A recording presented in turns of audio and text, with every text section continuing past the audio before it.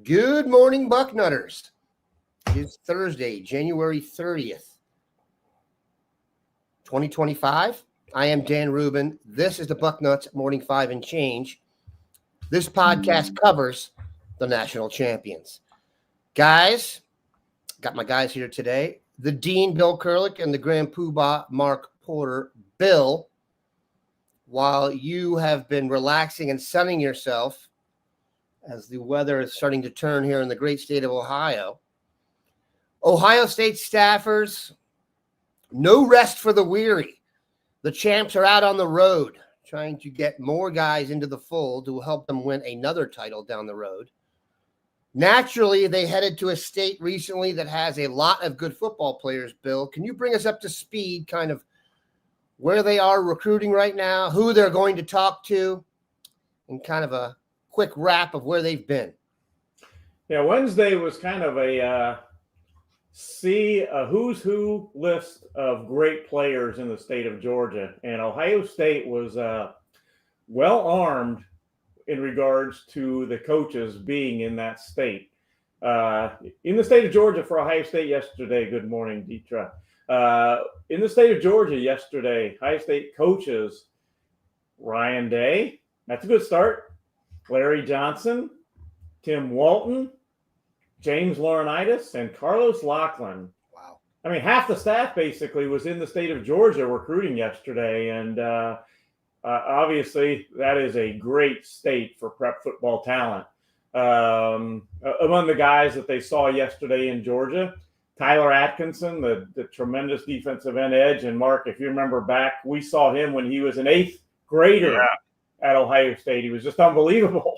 As soon as you said that name, I remember that explosive pass rusher from eighth grade. Yeah, as an eighth grader and going in his ninth grade year, and he's a growing man now. He's a junior in high school now and one of the top players in the country for the class of 2026. So they were some of the stops. It was the coaches together, like at Tyler Atkinson. Day, Johnson, Walton, and Laurinaitis all stopped to see Tyler. They stopped at Buford High School. Mm-hmm. Again, Day, Johnson, and Walton were at Buford High School. They were to see Bryce Perry Wright, outstanding defensive lineman, Tyreek Green, a outstanding player as well. And Nasser McCoy also is at Buford. And Ohio State has offered all of those players a scholarship at Buford. Deuce Geralds, they saw Deuce Geralds, a defensive lineman in Georgia. Carlos Lachlan was in Georgia to see running back Jay Lamar. So, it's kind of a who's who of who to see in Georgia yesterday. They were there. But they, of course, weren't the only Ohio State coaches out on the road. In Texas was Brian Hartline. And no coincidence, Brian Hartline was in California on Monday. Pretty good state for wide receiver talent. And he was in Texas on Wednesday. Hartline on Monday stopped to see Chris Henry Jr., pretty good player. And he stopped to see, let's see who else he's, Chris Henry Jr.'s teammate, Caden Dixon-Wyatt. Another great wide receiver that he stopped to see. Also, earlier this week, Chip Kelly has been seeing quarterbacks. Yesterday, he was in Louisiana, and he saw the country's number one 2026 quarterback, that being Jared Curtis. But earlier in the week, he was in California. He saw Brady Edmonds, the Ohio State commitment. He saw Brady Smigel. So Chip Kelly has been out on the road all over. So it's been quite a week. Also, Ohio State offered a scholarship to two players yesterday. Braden Rouse from Georgia, a linebacker. And then Ohio State also offered Brock Williams, a tight end in Illinois. So really, it's been a great week for Ohio State. They had to kind of catch up, and it's good that they caught up because they lost time for a good reason. They were working to win the national championship, but they have certainly made up for lost time being all over the country this week. And by the way, Ryan Day who did he see right away? He didn't go out on the road right away. On Monday was kind of an Ohio day where the coaches, Justin Fry in particular, saw a lot of the top offensive linemen in Ohio. Justin Fry saw Sam Greer. He saw Maxwell Riley. He saw Adam Guthrie. So he saw a lot of the top offensive linemen in Ohio on Monday. But Ryan Dake was doing his media responsibilities, including the Jimmy Fallon show Monday. But he didn't waste any time. On Tuesday, then, he went out and saw Jackson Cantwell, number one offensive tackle in the country. He saw earlier this week a couple of great safeties at the top of Ohio State's board, Braylon Womack and Blaine Bradford. So they've wasted no time in making up for time this week out on the recruiting trail.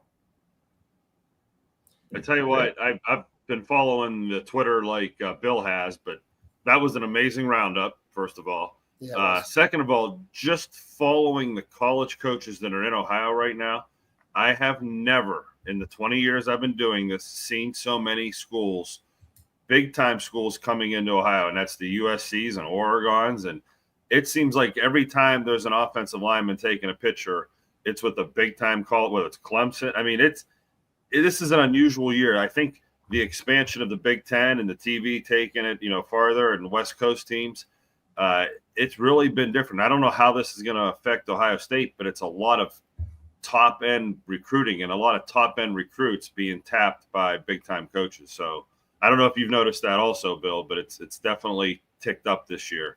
So I think that's in correlation to the new Big Ten. What do you think, Bill? Do you think that – see, I wonder why they would be doing that, because traditionally, and we've talked about this, it's funny, we're as we go on here with the new recruiting landscape, all of like the mores or the things we used to look for, like who gets the last visit, those things. He's like Dwayne used to be, if you get the last visit, we were getting him. Now guys take 5 visits after they commit. So that's toast. Another one now is, every's a stretch. Most, and by saying most, it's an extreme, Ohioans who are offered by Ohio State go to Ohio State. There was a run we had, Bill, I don't know if you remember this, 5 or 6, about a decade ago, where they had gone like 6 years with everyone they offered had taken it. The one guy who didn't went to Virginia Tech and flamed out as an offensive lineman. If you can remember that name, it's a basic name, Bill. I can't remember it. Anyway, what that meant was when you had an elite player in Ohio, I don't think the effort outside the state was made to come in and get him because you couldn't get him. What were you going to offer the kid? Now there's something you can offer him. It's called cold hard cash. And look, I don't care. Dan, that's so you're nailing it. Essentially, what is so attractive about being out west is ask the kids from Oregon what they got. Their parents got round trip tickets and first class hotels for every home game, for away games, and that's all part of their NIL package now. So before you couldn't really, get the family out there, get kids out there. It was just too cost prohibitive. Now that's a $20,000 package, and that's nothing in the terms of NIL now, where a couple $1,000s a trip times the amount of games for parents and family members. It's just part of the norm. So that's probably why we're seeing it. It's more feasible to get kids out there now. Quick digression from Spider Sillery. Who would Dwayne Long's next naked jaunt be as a commit? If you know Dwayne, he would be a Jackson Cantwell guy. That'd be my prediction. He loved the big fellas and he loved the blindsiders. Go ahead, Mark. Yeah, real quick though, for you, his next naked John, I think, could be, when you mention offensive lineman, Maxwell Riley, because Maxwell Riley, Jackson Cantwell is not going to decide for a while unless something changes, but Maxwell Riley wants to decide soon. He told me earlier this week, mid-February, he's hoping, and if he really has to keep going and figure out Ohio State or Clemson, then he would maybe go to early March, but mid-February could be a naked jaunt time, because Maxwell Riley is worth that praise. He's that good. But go ahead, Mark. Dan, that Jackson Cantwell, the picture of him next to Coach Fry on Twitter right now. Coach Fry is a large human being. He's big. I mean, he is a large. This kid towers over him. I mean, you saw the two next to each other. Fry's a legit 6'4". Oh, he might be 6'5" or 6'6". He's really a big guy. I mean, he's as long as all the linemen in his room. It's funny. He's one of those coaches that fits in the room with the guys and can kind of – Jackson Cantwell, I mean, is for days big. I mean, the wingspan, I mean, just what an impressive picture. It spoke 1,000 words to me on how big of a recruit he is. And when we watched his film a couple podcasts ago, oh, my gosh, Jackson Cantwell. Let's not get too excited for that one because that so here we go again. David Sanders has got a house and a suite in the stadium. Jackson Cantwell wants one entire parking section of – he's going to invite his whole family. That's the next step, parking. Because let me tell you something. Parking, if you don't have parking at the shoe, you're screwed. But I digress. That's some funny stuff. We all did, man. I'll tell you what. I had a little moment to myself when they won and kind of looked up at Dwayne, and he would have enjoyed that more than anybody. And Gary House would have enjoyed it more than anybody. We've had some great people come through here. Very, very impressive. All right. Bill, yesterday they updated the 24/7 sports rankings for the class of 2025. I'll be honest, I don't think the class has been treated particularly well by the rankings. I tend not to get too fired up about that stuff because it's across the board. But let's talk about some positives. We always knew Tavian St. Clair and Devin Sanchez were top 5 guys. 2 other guys that really rose up the rankings, wide receiver Quincy Porter and running back Turbo Rogers. I would say Porter is the one who I'm not sure what people think of him, but a 5-star receiver that's that big, their projections are quite lofty. Your thoughts on the updates, Bill, and kind of those 2 guys as key parts of the class? Well, I agree. You know, it could have been overall, in my opinion, a more favorable update for Ohio State. But I will say I looked through, and the Ohio State wasn't the only school. A lot of schools, Alabama and some of the others, had kids really drop in the rankings. And part of that is that not that they're dropping the guys that go down, but they're moving guys up that had great seasons ahead of other guys. So I kind of hesitate to say they're dropping, but they do drop when you look at it. But yeah, Quincy Porter is a tremendous prospect. And, you know, at the end, there was some consternation of if and when Ohio State was actually going to get him. He had committed early, and at the end, as happens, schools were waving some money in front of him, so to speak, that type of thing, and people wondered, you know, what's going to happen. Well, he stayed true to Ohio State, and that was extremely important. He, out of the 4 wide receivers Ohio State signed, he was the biggest name. He's a 6'3.5", 200-pound wide receiver with outstanding speed and really high points the ball well. And he is a legitimate, in my opinion, 5-star. They moved him up from, I think, the number 90-something prospect in the country to the number 31 prospect in the country, which made him a 5-star. I think that was very, very well deserved. I think a little bit of a comp to him would be Marvin Harrison Jr. I think, you know, he's very similar in size. And, again, he's got to go out and do it, but he's got that type of ability, in my opinion, to be along those lines. So that was a very well-deserved one. And then Turbo Rogers, he moved up, I think, probably 85 spots in the rankings. And that, again, was well-deserved. He had a great senior season, and I think Ohio State fans are really going to like seeing him. He's going to play the dual role, the Curtis Samuel type role of lining up in the backfield a bit, lining up at slot, lining up at receiver, and he is a dynamic guy. So certainly those two got huge jumps in the rankings for Ohio State. I think it's almost Turbo, like. Go ahead, Mark. Go ahead. I was thinking, as you're talking about Porter, it's almost like the Kansas City Chiefs fatigue. How there just can't be another receiver coming that's this good. I mean, from Jameson Williams to Smith to Jigba to Olave to Garrett Wilson, and then we got Marvin Harrison, and now we have one Buka, and then one better who's Jeremiah Smith. Carnell Tate. I mean, what first rounder? I mean, another one. Like, are people just sick of Ohio State getting the top receiver in the country every time right now? And here we go. Quincy Porter's definitely another one. I mean, he jumps off that tape, and he's got a great last name. So, and he does have a good last name. A quick little story about Quincy Porter when there was some consternation that whether he was going to sign with Ohio State.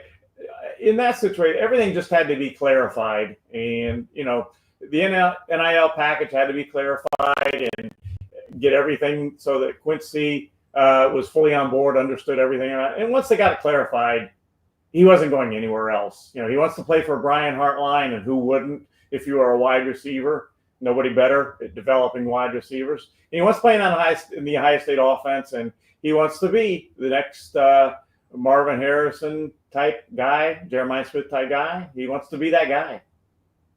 Mark, you say we take it for granted. Let Quincy Porter transfer or have transferred or changed his commitment to Penn State, and then you would have found out what people felt like. They wouldn't have been taking it for granted anymore. So, very interesting on that. I love Bodpin Miller, BP Miller. I think he's got a chance to be a really good wide receiver for Ohio State. But BP Miller hasn't played wide receiver. Quincy Porter is the most game-ready wide receiver that's signed with Ohio State. And it's not going to be easy because there's some good ones coming back, led by Jeremiah Smith and Carnell Tate. But if there's anybody that's the most game-ready of the wide receivers Ohio State signed, it is Quincy Porter. And for those of you who are wondering, Bergen Catholic is where he went to high school. That is elite private school football in New Jersey. Elite. It used to be a Penn State stronghold back in the day when they kind of ran the East. But that is as high quality football as you're going to get from that town. And then Turbo Rogers, what do you go to Carver? And if you watch any tape of his team, loaded with D1 guys and played well into the playoffs. There's video if you want to go search on Memphis Carver on YouTube from some of those people who do those highlight packages. There were times when you'd be like, they spread the ball around. It was incredible. Go ahead, Mark. Can we digress to BP Miller's highlight film for a second? Certainly. If you haven't seen this yet, it's borderline breathtaking. I mean, when you talk about Bill, I want to really give you credit for this kid's crazy good. I mean, the runs he makes on this film and the explosion you see and the cutback ability. I mean, that was a punt that he's going to take 100 yards to the house. No big deal, I guess, whatever. But it's truly amazing. I sat there and, again, I make my son watch a lot of film with me. And for the younger generation, this is the film that he wants to show all his friends. There's probably 8 or 9 minutes of BP Miller just making competition look absolutely ridiculous. If he doesn't look like Lamar Jackson with the ball in his hands, I'm shocked. I mean, he is that type of clone. Now, throwing it, there's some work to do here.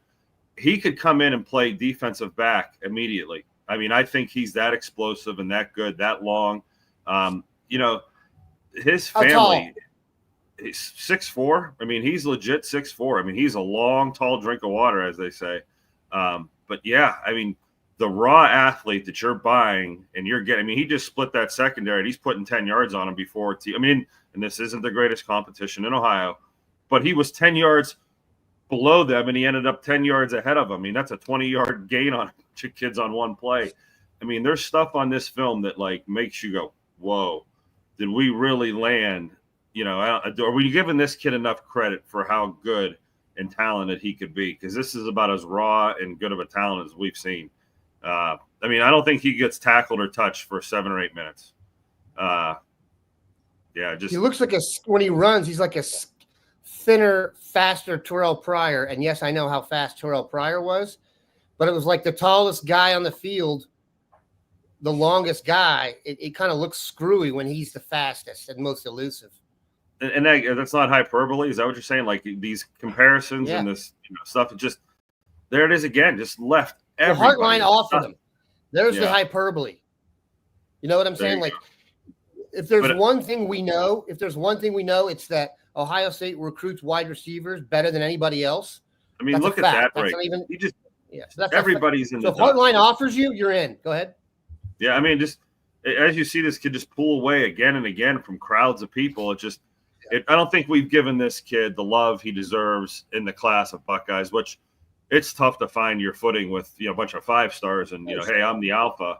But count me, and we'll go back to this tape in a couple of years. It's not shocked if he ends up being a great player. And Bill, I'm stealing your thunder. You're the one who brought him up and gave him his initial praises today. But as soon as you said that, I'm like, we got to check this tape out because I recently was blown away by it. Yep, and a great kid, great story. Perfect for Fox when he stars for some kind of 5-minute feature on him to start the show. I've seen Braxton Miller. I mean, all these comparisons, very, very. I mean, you're in the ballpark. You're not, hyping him up when you say Terrell Pryor, Braxton Miller, Lamar Jackson. Athletically. Still got to get to Ohio State, put it all together. And could he? I mean, he's one of those guys that, like you said, it could end up being a different position. But there just aren't that many people on the earth at that size that move that way. So you want him on your team. Another guys you want on your team, Cornbread Hemp. Bill will tell you he's not pounding the Chardonnay at night anymore. Alcohol does not need to be the default anymore. There's more people using THC now than alcohol, I'm told by these people here. If you want to swap alcohol for a guilt-free option, Cornbread Hemp THC gummies. As we head to, if you made it through dry January, you are almost done. And believe me, if you are doing dry January, you probably knew what date it was better than me because you're counting it down here. You almost made it. Keep it up. But you can share in this experience with Cornbread Hemp. It's America's only USDA organic THC gummy. Real THC, no synthetics, 100% legal hemp. Whether you're wanting this now or going to take it in a little bit, Bucknuts Morning 5, I've got a deal for you. Listeners can save 30% on their first order. Cornbreadhemp.com/Bucknuts and use code Bucknuts at checkout. Cornbreadhemp.com/Bucknuts, code Bucknuts. And I know some people don't like the ads, and I keep telling you guys, you stop buying it, we'll start running the ads. Notice that's not happening. All right. Let's go back. I asked for questions. I'm going to go start hitting as many questions as I could here. There was one I really wanted to hit, and it was about a certain. All right, bear with me. Bill wouldn't have to drink so much if it wasn't for his wife. She's the one with That's all true. the bottles of wine. Yeah. Plus, Bill's house is the house in the neighborhood that the lights are always on, music's always loud. There's always a couple bikes on its side there because the kids are playing in the backyard on the hoop. You know how it works. We do have one of those houses in this neighborhood. It's just not this one. Yeah. Every here's how you know that house. They have the go-kart. That's how I define in the neighborhood who has the coolest parents. Yeah, listen for the go-kart. Listen for the go-kart. One of those. Okay. And listen, everyone's nodding their head, and everyone would rather be there than at my house. Because, in fact, in our neighborhood, it's right there. There's a fence in the back, and there's a big house over here. I can see the zip line, and I can see there's a jungle gym that goes above our back fence. And I will look up there, and his kids are at the top of this jungle gym. And if they fall, they're going to land on my fence and bounce into my yard. So let's hope that doesn't happen. But, yeah, we have it right there. And the go-kart, believe me, Sunday morning, I got an 8-year-old doing donuts out there. It's pretty excellent. And I'm never once complained. I made a deal with everyone. I was in college. We were the house everyone called and complained on. And I made a deal with myself that day. I was never going to be the ones to call. And I've had to sit through some parties. I'm going to tell you something. No sleep. But anyway. All right. Another digression. I know you guys love them. Let's see here. Bill, have you heard anything about Mylan Graham? Go ahead. While you're looking there, Dan, I think a while back I saw somebody mention Deuce Gerald's, and I think correct. That's the one I was looking for. Go ahead. I think I mentioned, maybe I didn't mention him. He was one of the guys in Georgia that Ohio State saw yesterday. If I didn't mention him, there were so many guys to mention, it was hard to hit all of them. But yeah, Ohio State saw Deuce Gerald's, although I think I mentioned the defensive lineman that is one of the best in the state of Georgia, one of the best in the country. Where's Deuce Gerald's from, Bill? Deuce Gerald's, he is, what is it? Sewanee, if I remember right. Yeah. I always like to drill down on the guys from Buford and Grayson and stuff like that because we have guys. Yeah, there are so many schools in Georgia that it's so many great prospects. It's really mind-boggling. It is, and we don't have to spend a lot of time on it now, but this summer when we have some extra time, I don't think Kirby Smart's done a great job recruiting the state. There should never be an obvious deficiency on Georgia's roster. They should not be taking transfer skill players ever, and they are. So here we go. Bruce Beal's my guy. Could you do a favor? Collins Hill, by the way, is the high school for Deuce. Say again, Bill? Collins Hill is the high school, by the way. Another good one. Yep. In Sewanee, Georgia. I said Sewanee. It is Sewanee, and it's Collins Hill High School.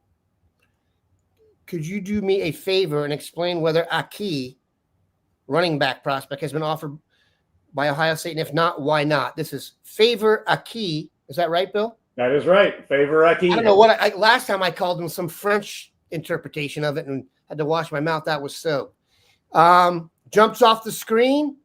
Maybe a little thin. I don't know what it is. I know he's been visiting. He's been around. The latest on Favor Akih. And then being he is an Ohioan, Mark, I'd like you to shed some light. Ohio State did see him on Monday. I believe it was Monday. They stopped to see him, and he was pretty excited about that. Has not gotten an offer yet. They've said just be patient and all. He's got a really, I think he's up to about 20 offers now. Seems like he gets a new one every day or two. And Ohio State has told us to be patient. Carlos Loughlin knows who he is, has seen him. And certainly I think an offer could come. It just hasn't yet. Go ahead, Mark. Marcus, your thoughts on Favor Akih? I did my running back rankings the other day, and Sean Alston was a hot name from Painesville Harvey. He's got a 20 offers or so type list. I think I slid Favor Akih ahead of him. I think Favor has more explosion, looks a little more has a little more desire when he runs the ball. He really has that fight to him. You could see him really dig. I was trying to pull his film up for everybody right now, but we've watched it a few times here. He has himself listed as 190 pounds. I got to believe he's heavier than that. He just plays with a little more people drip off of him. He plays really strong. Now, why isn't he being offered by Ohio State? The national board is what Mark Porter doesn't see. And on a national level, I don't know how he sets up, but he's got to be on their short list. And being an Ohio kid, I would think, he's someone they're going to be coming to. I was thinking this the other day, especially with the Ohio offensive lineman, is it seems like now that we're doing this podcast every 2 days, it's like we want something new to talk about. And we forget that sometimes this recruiting, the offers go out, and then there's a big lull until the summer because there's a lot of ties on the board and there's a lot of guys that are right there. And I'm sure Favor is one of them. But it's not a great year in Ohio for running backs. I think the guys, 3, 4, 5 rungs down or, spots down don't really have a chance at Ohio State. But Favor's the one I'd slide some chips to the middle on right now. It just might be a camp thing. Maybe they're waiting to get a 40 time. I know he's a transfer from Westerville into Delaware. So maybe they're doing more homework or whatever, but stay tuned for that one. I'm looking for there's questions about BP Miller's track times. And I'm trying to look in here. Do you know anything about that, Mark? You know what? On the intro to his screen, he had a lot of that stuff lifted. I'll go back to that film. I think the 10.7 broad jump is all I needed. And I think his brother is an Olympic athlete or close to that. Okay, I got it. Hold on a sec. I'm not trying to interrupt you. This is last year's spring. Running the 200-meter dash for the first time since 9th grade. The 6'3" junior won 22.14. Good God. Yeah, I mean, put him on a track, put him anywhere. He's you know what kind of speed BP Miller has? And I said this when we were talking about 40 times being falsified and stuff. It's Deion Sanders when you ask, how fast are you? And he says, next man. And you're like, huh? He's like, what's the next man going to run? I'm going to run faster than that. So that's impressive. All 10-7 jump. You mentioned the national board, Mark. That is absolute part of a favor Akih. The national board for Ohio State includes Savion Hyder, the number 1 running back in the country, and Jonathan Hatton, the number 3 running back in the country. And both of them are absolutely. Ohio State has seen both of them recently. Stopped to see them both recently, and both are interested in Ohio State. Have Ohio State in one of their top choices. So, yeah, I mean, when you're going against that high of rankings, the number 1, number 3, and those aren't the only guys, then it's going to be a little hard. But favor Akih may just do it. He may get that offer. BP Miller track times, Mark? Yeah, so here's these. Just stay tuned for all these numbers because they don't make sense. 6'4", 185, 10.7 broad jump, which is off the chain. 35.5-inch vertical at that height, which is he can dunk. 4.43 40-yard dash. Now, passing the ball this year, he had 2,200 yards and 20 touchdowns. Rushing the ball, 1,988 yards. He was almost a 2,000-yard rusher from the quarterback position. Yeah, 2,000 and 2,000. That's a 2024 season. 2,200 yards passing, almost 2,000 yards rushing. So yeah, like you're saying, he almost did 2,000. That I'm sure that's been done, but I don't know who did it. Bill, Yeah. You heard? Would you be willing to venture a guess in the state of Ohio?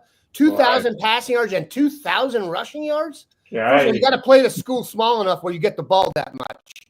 There and then 10,008 and 101 touchdowns. 10,008 career yards and 101 touchdowns.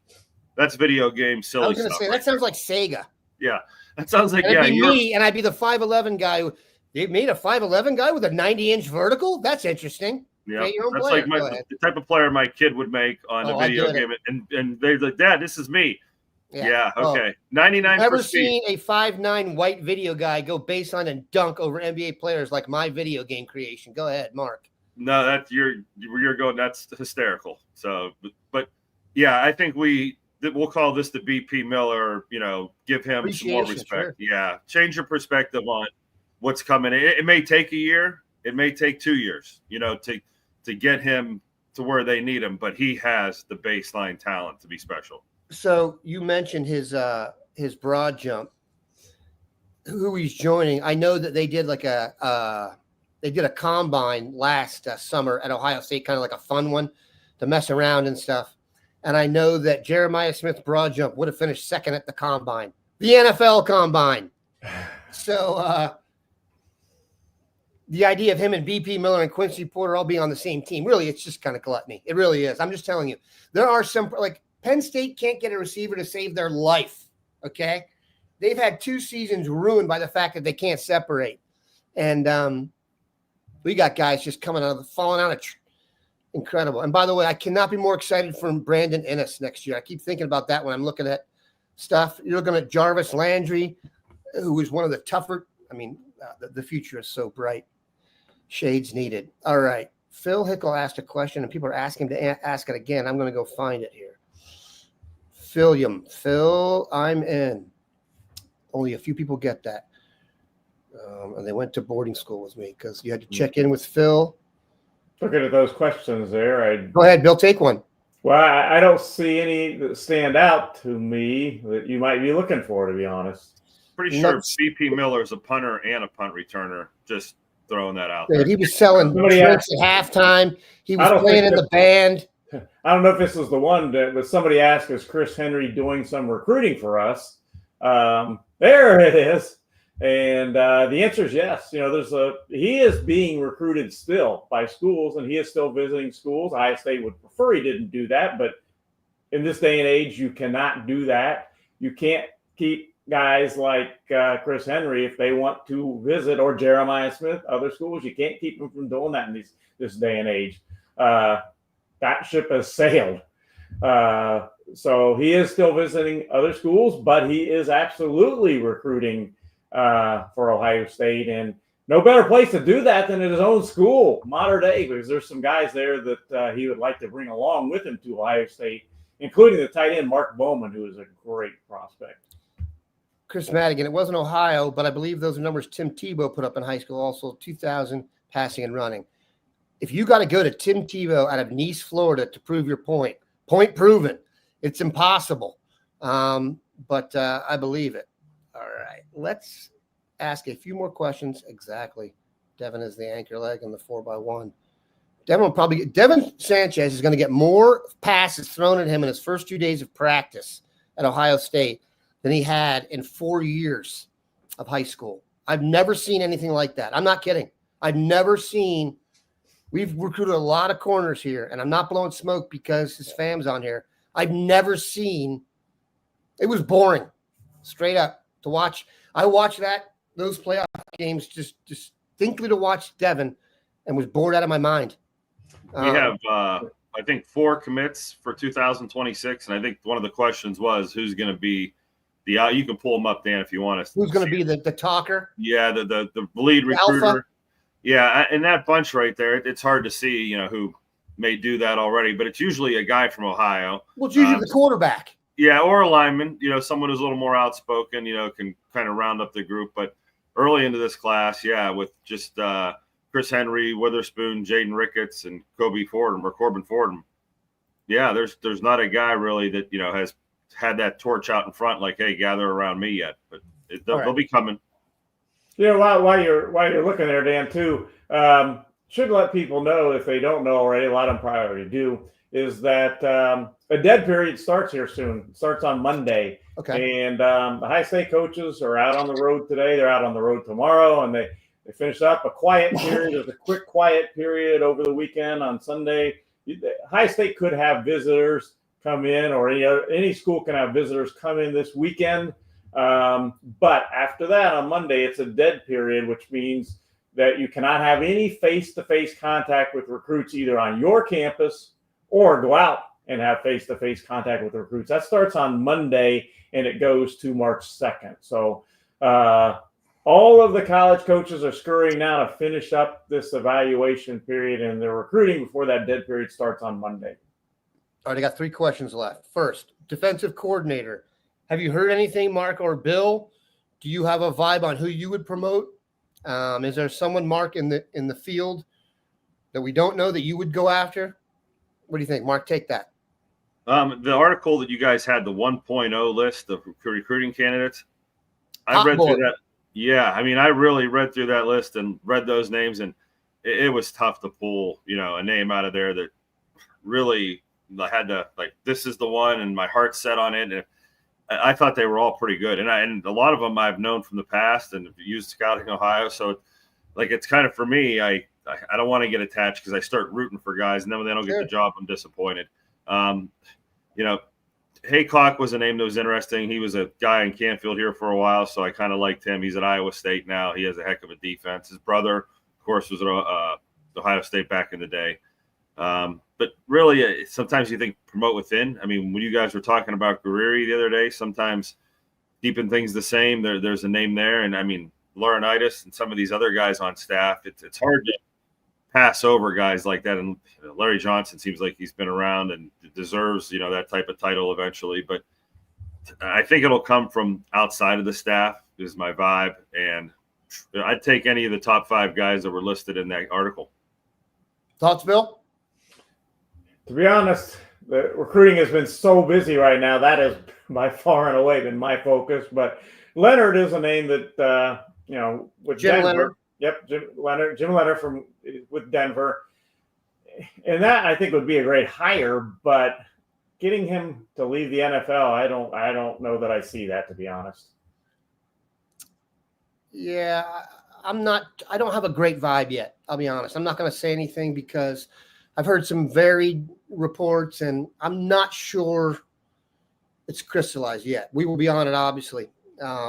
When you asked me, Dan, I felt like anything I said was going to be wrong because there is no vibe. Like, thanks, Dan. I'm going to name 5 guys here, and they're all going to be wrong. But I feel like you, as you said, that might be the most truthful way to answer it. Is I don't think Ryan Day has had a chance to sit down and interview people. I mean, from the Tonight Show to schools to wherever. I mean, what is he doing in the interview in the car for 45 minutes in between schools with somebody? I mean, to do this, I'm sure he's got to be flying somewhere, or they're flying to him face to face, and that's probably going to happen during this dead period. Yeah. We'll stay tuned to that one. The next one, Hero Canoe has transferred from Ohio State to Texas. I will take this one. There are some issues with his NIL and being a foreign student. And my guess is he was not guaranteed a starting job, and they don't do that. So I think they wish they could have kept him. That said, the attrition you're feeling on the roster now is no longer a variable. It's a constant. This is just going to happen every single cycle, every single opening. Someone's going to leave. You just got to be able to replace them. I was optimistic about Hero Canoe, but they'll have to. Obviously, they're going to have 2 new starting defensive tackles, 4 new starting defensive linemen, but I think they'll be okay. I think Edric Houston and Caden McDonald are pretty good football players, just to start with 2. And let me tell you something. Jason Moore is my guy. You want someone who could be a sleeper and really blow up for us. I thought it would be this year. It didn't happen. I am optimistic that my fellow DMVer will come through in the end. Somebody mentioned that Jim Leonard has already said he's staying in Denver, and he did say that, but that doesn't mean you can't go after him. This is a mouth. You put a lot of money in there, and it's like, it has nothing to do with it. They could call him back tomorrow. And what you say, and good point, Bill. That's not binding. Go ahead, Mark. Just to pimp the podcast yesterday, Dave Biddle and Steve Hellwagon did a great job of going over the projected depth chart on offense and defense. And they ran through all these names and, who could be in rotations, the 50-50s. I mean, I sat there and listened to that, and I thought, that was a real – because there's a lot of new names, and Jason Moore, as soon as you said that, Dan, that was one of the ones where they both kind of, that's an interesting one. That's one of those ones that we haven't talked about that coming out of high school, boy, there's big expectations for him. So a lot of time for new guys to shine next year. And there are a lot of openings, a lot, way more than usual at Ohio State. Which Hero leaving, that they were also shocked that he was in line for at least a rotation, at least the 50-50. So for him to go, to maybe a guaranteed starting spot is a little odd. Last question, Bill. Quarterback in 26. People are questioning whether they really want one. Obviously, they are set in 25 with Tavian St. Clair. They are set in 27 with Brady Edmonds. And if you have not seen Brady Edmonds, man, you should go look. I would make a very strong argument that he has the best arm of any quarterback at that age that we've had on board, or at least verbally committed to come forward. But there's been a lot of talk about Jared Curtis, Bill, because he's so good. Assess where they are in 26. Is this they're going to take a guy? At one point in time, we thought they wouldn't take a guy. Your vibe on how they'll approach it and how interested they really are in Jared Curtis, considering my guy would take a major NIL package. Well, at one point, it didn't look like they got Brady Edmonds for 2027, as you mentioned, Dan. One of my guys on the West Coast tells me it is like you said, it's off the chart. It's Justin Herbert-ish. It really is. And I realize that's a lofty thing to say, but so they've got him. And then at that time, they had a quarterback room of 5 quarterbacks, and only one was definitely leaving. That one, of course, was Will Howard. But since then, Devin Brown has left and Aaron Nolan has left. So that has changed things. So they are, again, Chip Kelly would not be visiting 2026 quarterbacks if there was not an interest in bringing one in. If you get Jared Curtis, great. I don't know. That's going to be a heavy lift to get him. Not saying it won't happen, but it's going to be a heavy lift. They did Chip Kelly visited Brady Smigel from California when Kelly was in the great state of California earlier this week. Matt Ponatoski from Moeller, the guy that they're in contact with. So they're in contact with these guys. They stopped to see Nathan Bernard. From Ashland this week. So they're definitely looking if they can get the right guy to come in for a 2026 quarterback again. All right, that's a show. Hope you guys enjoyed it. We will be all over the trail and the portal as it completes up here. I think officially Ohio State's portal is closed. Bill, was it Saturday? Yeah, it's. But there's a as you know, there's a spy hunter curve to that, a smoke curve. They don't have to announce it really, and it was turned in. So let's wait a few days, and then we'll really know what's going on. And then we will be able to get more locked in on what it looks like. And then we're going to have another transfer portal period and stuff. So the one thing you know is that nothing is set. And any the first college head coach takes a job somewhere else, it opens things up again. It's just dominoes with big dollars attached. Appreciate everybody stopping by. Have a good one.